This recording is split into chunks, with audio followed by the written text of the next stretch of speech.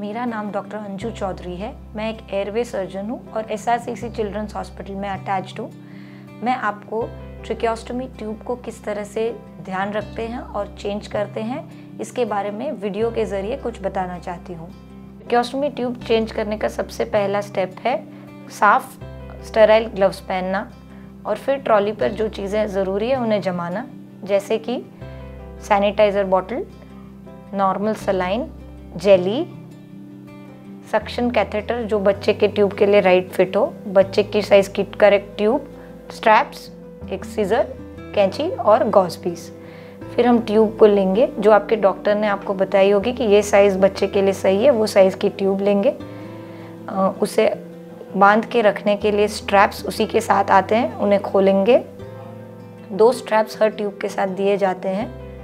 उन्हें ऐसे हाफ में फोल्ड करके जो ट्यूब के साइड के फ्लैंजेस हैं उसमें से इस तरह से निकाल के उसको सेट किया जाता है ताकि स्ट्रैप गलती से भी ट्यूब से कभी निकल ना जाए। यही चीज़ हम दूसरी तरफ भी करते हैं और ट्यूब की तैयारी पहले करना ज़रूरी है। बच्चे को बाद में हम पोजीशन दे सकते हैं। फिर थोड़ी जेली को गॉज पीस पर लेना है ताकि डालने के टाइम स्मूथली अंदर जा सके। ट्यूब पे उस जेली को लगाना है और तैयारी के साथ साइड पर रख के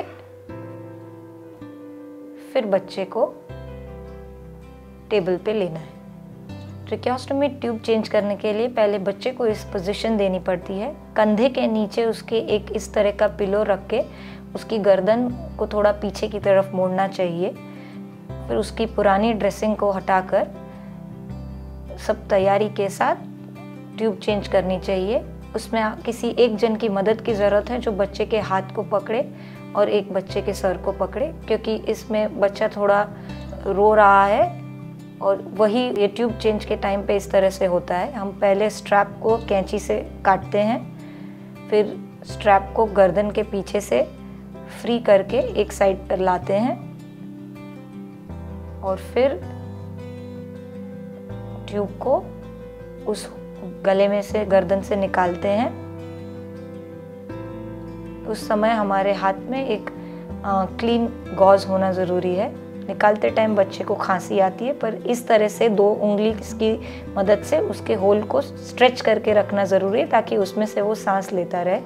फिर ट्यूब को पीछे और नीचे की तरफ डायरेक्ट करते हुए अंदर डालते हैं और ये दोनों स्ट्रैप्स को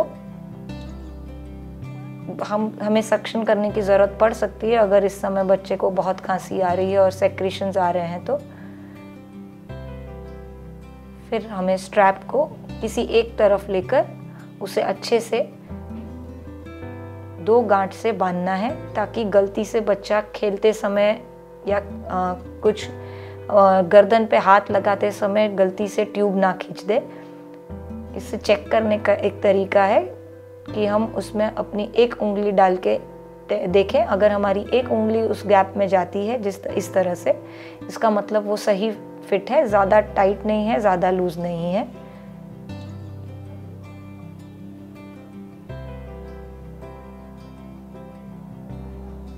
डबल नॉट करने के बाद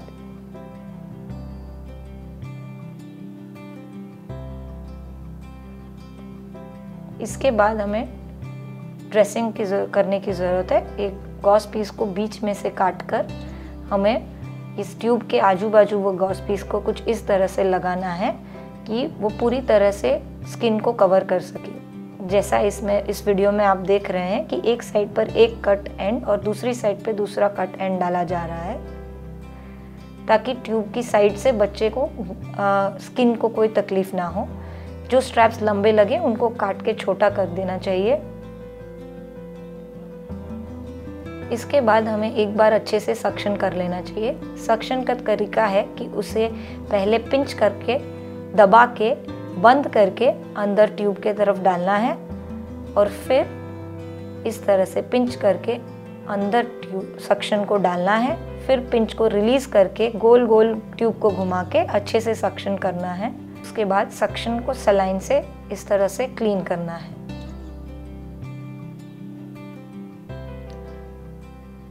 इसके बाद ट्यूब के ऊपर इस तरह का फिल्टर लगाना है जो गर्म हवा को अंदर जाने में हेल्प करेगा और किसी भी जंतु को अंदर जाने नहीं देगा। इसकी जगह हम लोग गॉज पीस का भी इस्तेमाल कर सकते हैं जो हल्का सा गीला हो। तो जैसा कि आपने इस वीडियो में देखा कि घर पर बच्चे की ट्यूब का ध्यान रखना ज़रूरी है, सक्शन करना ज़रूरी है, ड्रेसिंग करना ज़रूरी है, सही तरह से उसको साफ़ रखना ज़रूरी है और ज़रूरत पड़ने पर उसे बदलना भी ज़रूरी है। कभी कभी इमरजेंसी में जब हॉस्पिटल तक नहीं आ सकते हैं तो ये बहुत ज़रूरी है कि अगर ट्यूब ब्लॉक हो जाए या बच्चा गलती से उसे निकाल दे तो आप घबराएं नहीं। इस वीडियो को आप बार बार देखें, इससे आप सीख सकते हैं कि इमरजेंसी में आप ये ट्यूब कैसे बदल सकते हैं और बच्चे की श्वास कैसे नॉर्मल कर सकते हैं।